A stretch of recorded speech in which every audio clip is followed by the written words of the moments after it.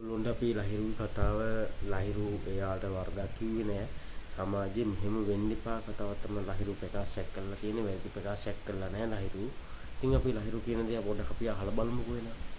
මේකෙන් එහාට යන ලහිරු කතාව. ඕනේ. අවුනේ.